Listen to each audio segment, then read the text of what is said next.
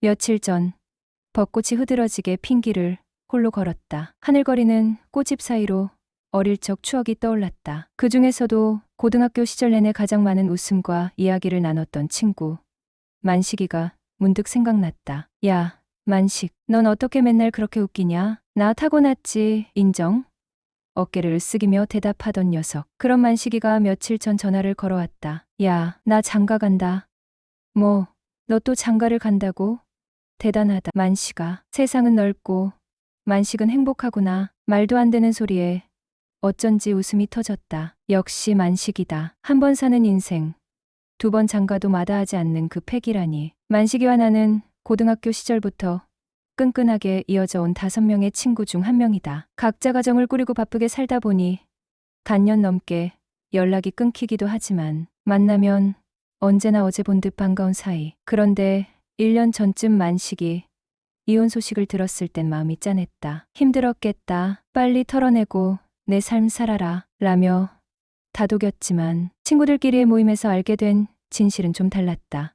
만식이 바람이 원인이었다는 것. 한동안 뒷말도 나왔지만 결국 혼인 인생이라며 대수롭지 않게 흘러갔다. 그런데 이번엔 바람 상대와 결혼한다는 연락이었다. 몇 달 만의 소식은 초대장이었다. 그렇게 재혼식장으로 향하는 길에 나는 마음이 묘하게 복잡했다. 도착하자마자 눈에 띈 건 만식이었다. 여전히 특유의 익살스러운 미소로 손을 흔들며 반겼다. 만식아, 결혼 축하한다. 너 한 번도 아니고 2번이라니. 진짜 대단하다. 고맙다. 근데 너희끼리 축의금까지 챙겨오고 왜 이래? 부담스럽게. 부담되면 나중에 술이나 사라. 그리고 너도 2번 가는데 나라고 못할 이유 있겠냐? 만식이 웃으며 맞받아쳤다. 그래. 너도 얼른 새 출발해야지. 언제까지 호라비로 지낼 거냐? 그나저나 내 신부는 얼마나 대단하길래 얼굴 한번 안 보여주고 꽁꽁 숨겼냐? 혹시 숨길 사연이라도 있어? 내 농담에 만식은 웃음꽃을 피우며 대답했다. 숨기긴 뭘 숨겨. 네, 타이밍이 안 맞아서 못 본 것뿐이지. 몇 번 볼 기회는 있었는데 한 번은 내 사정, 2번은 신부 쪽 개인 사정으로 약속을 취소했거든.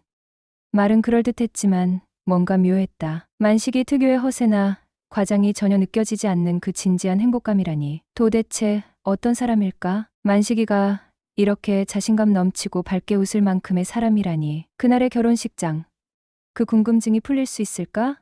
나는 기대와 호기심을 안고 만식의 새로운 시작을 지켜보러 식장 안으로 들어섰다. 결혼식이 시작되기 전 나는 신부 대기실로 향했다. 만식이 나를 보자마자 신이 나서 신부에게 소개했다. 자기야, 인사해. 내가 맨날 얘기하던 내 제일 친한 친구 경태야. 안녕하세요. 말씀 많이 들었어요. 아, 네, 반갑습니다.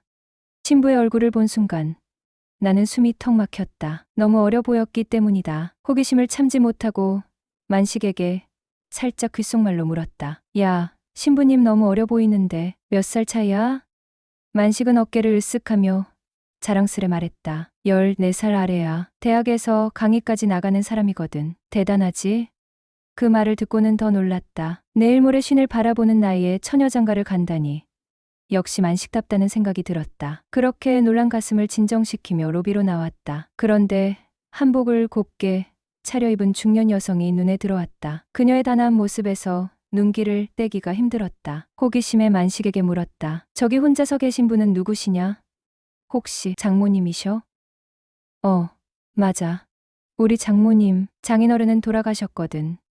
나는 계속 그녀에게 시선이 갔다. 머릿속에 장모님과 인사를 나누고 싶다는 생각만 맴돌았다. 결국 은근슬쩍 만식에게 부탁했다. 야, 너희 장모님께 나도 인사드려야지. 좀 데려다줘. 작은 결혼식이라 하객도 적었기에 장모님과 인사를 나눌 기회가 생겼다. 안녕하세요.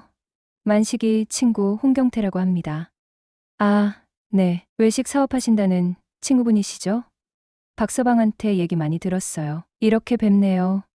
그녀는 부드러운 미소로 답했다. 대화를 나누며 그녀의 매력이 점점 더 크게 느껴졌다. 결혼을 일찍 하셨나 봐요? 따님과 함께 있으면 모녀가 아니라 자매로 보이겠어요. 그녀는 웃으며 손사래를 쳤다. 호호, 그 말 농담 아니죠? 제가 좀 일찍 결혼하긴 했어요. 21살에 했거든요.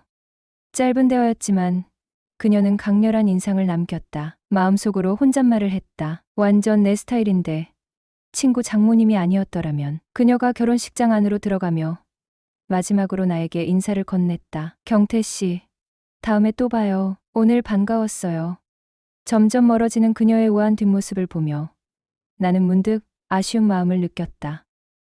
나는 종종 혼자 나이트클럽을 찾곤 했다. 춤 실력이나 화려한 말재주는 없었지만 매너 하나만큼은 깔끔하다고 자부했다. 그래서일까? 중년 여성들에게 편안함을 줄 수 있는 나름의 기술로 가벼운 술자리 상대를 찾는데 어려움이 없었다. 주변 친구들은 젊고 풋풋한 여자를 찾아 헤매지만 나는 오히려 극한대였다. 나보다 훨씬 나이가 많은 40 중반에서 50을 넘긴 여성들에게 묘한 매력을 느꼈다. 그들의 눈빛 속에서 느껴지는 경외감과 서방님이라 불릴 때의 독특한 정복감이랄까. 이런 이유로 나는 종종 중년 부인 킬러라는 별명을 스스로에게 붙이곤 했다. 이혼 후 이웃집 과부와 반년을 보낸 이후로 연상의 여인들만 약 30명은 만났다. 오늘도 퇴근 후 발길은 자연스럽게 단골 나이트, 호박 나이트로 향했다. 그곳은 중년 여성들 사이에서 꽤 이름난 곳이었다. 잘 차려입은 사모님들이 은밀한 기대를 품고 남성들의 관심을 기다리는 곳. 문을 열고 들어서니 벌써 자리가 거의 다 찬 상태였다. 단골 웨이터 호동이가 나를 반기며 다가왔다. 홍 사장님, 오랜만입니다. 그래, 잘 있었어? 오늘은 사람이 많네.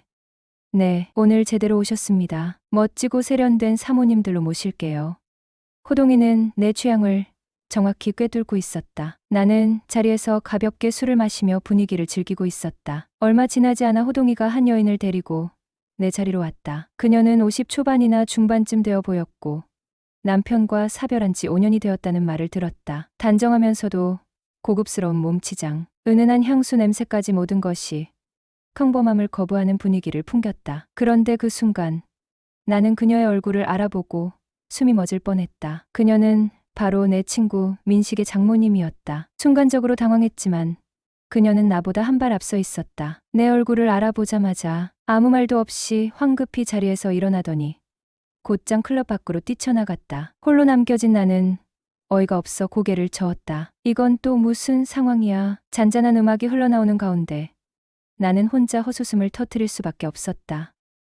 며칠 뒤 그녀에게서 연락이 왔다. 경태 씨, 잠깐 시간 좀 낼 수 있을까요? 뜻밖의 연락이었다. 나는 한때 수입 소고기 유통업에 몸담았지만 지금은 샤브샤브 체인 사업으로 상당한 성공을 거두어 업계에서 이름을 알린 상태였다. 그녀는 가맹점 운영에 관심이 있다며 나를 찾아왔다. 사무실로 온 그녀와 커피를 나누며 상권 분석, 입지 선정, 인테리어 비용부터 유통과 사업 전망까지 하나씩 이야기를 나누었다. 장사를 처음 시작하는 사람들에게 식당 운영이 생각보다 훨씬 힘들다는 현실적인 조언도 덧붙였다. 창업 초기에 필요한 투자 비용이 만만치 않을 뿐더러 식당 일은 특히 경험이 없으면 쉽지 않습니다. 내 말을 듣던 그녀는 살짝 한숨을 내쉬며 자신의 상황을 털어놓았다. 남편과 사별한 후 대학가에 다가구 건물을 하나 매입해서 임대료로 생활했는데요. 최근에 기숙사가 생기면서 수익률이 많이 떨어졌어요. 새로운 수익을 찾아야 하는데 쉽지가 않네요. 그녀는 고민에 빠진 듯한 표정을 지었다. 그녀의 이야기를 듣고 있자니 결정을 내리지 못해 망설이는 모습에 솔직한 제안을 하고 싶어졌다. 친구 좋다는 게 뭐겠습니까? 어려울 때 서로 돕고 사는 거죠. 마침 성남에 직영점을 오픈하려는데 그곳을 직접 운영해 보시는 건 어떨까요? 그녀는 놀란 듯이 고개를 들었다. 정말요? 경태 씨, 너무 고마워서 어쩌죠? 고마우면 다른 걸로 갚으시면 됩니다. 다른 거요? 어떤 걸로요? 저랑 나이트 한번 가주세요. 그리고 혹시 따로 하실 말 없으세요? 그녀는 내 말을 듣고는 멋쩍은 듯 웃음을 띠며 말했다. 사실 그날 일 사과도 할 겸 찾아온 거예요. 그럴 일까지는 아니었어요. 그런데 왜 그렇게 급히 가셨어요? 그날 너무 당황했어요. 괜히 내 치부가 드러나는 것 같아 민망하더라고요. 인사도 제대로 못했고요. 저도 좀 당황했지만 뭐 지나간 일이죠. 근데 경태 씨 자주 가시나 봐요? 네, 저 자주 가요. 잘 놀기도 하고 솔직히 말하면 잘 놀고 발랑 가진 여자를 참 좋아하거든요. 저는 그런 사람 아니거든요. 농담이에요. 경태 씨, 꽤 짓궂네요. 계속 그러면 저 화낼 거예요. 아니, 진정하시고요. 그러니까 그날 제대로 못 논 거 오늘 화끈하게 놀면 어떨까요? 그녀는 잠시 망설이더니 미소를 지으며 답했다. 그럼 약속해요. 오늘 일은 우리 둘만의 비밀이에요. 절대 민식이한테 말하면 안 돼요.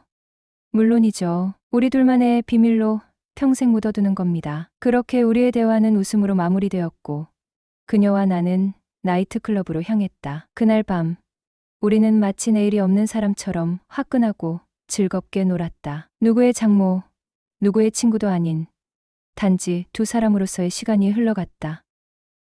안녕하세요. 저는 47세의 돌싱남입니다. 현재 저보다 10살 연상의 여자친구와 연애 중입니다. 그녀의 적극적인 고백으로 시작된 인연은 누구나 부러워할 만큼 행복한 시간을 선사했습니다. 사실 저는 20살에 만난 동갑내기와 6년 연애 끝에 결혼했습니다. 가진 것 없이 시작한 결혼 생활은 녹록지 않았죠. 맞벌이를 하며 집에 돌아와 밥 먹고 씻고 설거지하고 정리하다 보면 밤 10시가 되었고 다음 날 출근을 위해 잠들기 바빴습니다. 시간이 흐르며 대화는 줄었고 감정 표현이나 애정 표현도 자연스레 사라졌습니다. 그렇게 권태기에 빠진 듯한 상태로 약 15년을 친구처럼 지냈습니다. 고급 아파트와 외제차를 갖추고 경제적으로 여유로워지던 무렵 죽기 전에 새로운 인생을 살아보자는 마음으로 아내와 합의 이혼을 하게 되었습니다. 27살부터 작은아버지가 운영하시던 육가공 업체에서 일을 시작해 5년 후 유통사업을 이후 외식업으로 확장하며 나름 성공을 거두었습니다. 그러던 중 친구 장모님과 우연히 가까워졌고 약 1년 전 연인 관계로 발전했습니다. 그녀와 함께한 1년은 정말 특별했습니다. 그러나 최근 들어 그녀의 태도에서 미묘한 변화를 느끼고 있습니다. 이전과는 달리 애정이 식은 듯한 느낌이 들었고 이로 인해 사소한 말다툼이 잦아졌습니다. 며칠 전 왜 그러냐고 물었더니 그녀는 차마 속마음을 숨기지 못한 듯 이렇게 말했습니다. 정을 너무 많이 주기 싫어요. 언젠가는 헤어질 걸 알잖아요. 괜히 너무 정을 주면 나중에 내가 너무 아플 것 같아서 그래요. 그 말을 듣는 순간 마음이 아려왔습니다. 그녀에게 확신을 주지 못한 것이 모두 제 탓인 것 같았습니다. 사실 연애를 시작할 때 제가 먼저 우리가 결혼할 것도 아닌데 굳이 오픈하지 말자라고 제안했거든요. 더구나 그녀는 제 친구의 장모님이기도 하니 그저 둘만의 비밀로 남겨두고 싶었던 것도 사실입니다. 하지만 그녀는 제 말을 단지 연애용으로 자신을 대한다고 느낀 모양입니다. 이제 저는 고민에 빠졌습니다. 앞으로 그녀와 어떻게 관계를 이어가야 할지, 또 그녀에게 어떤 확신을 줄 수 있을지 말입니다. 저에게 이 연애는 가벼운 감정이 아닌 또 한 번의 진심이었음을 그녀가 알아주었으면 좋겠습니다. 사랑은 서로를 바라보는 것이 아니라 같은 방향을 함께 바라보는 것이다. 당신의 진심이 드러날 때 그녀도 마음을 열게 될 것입니다.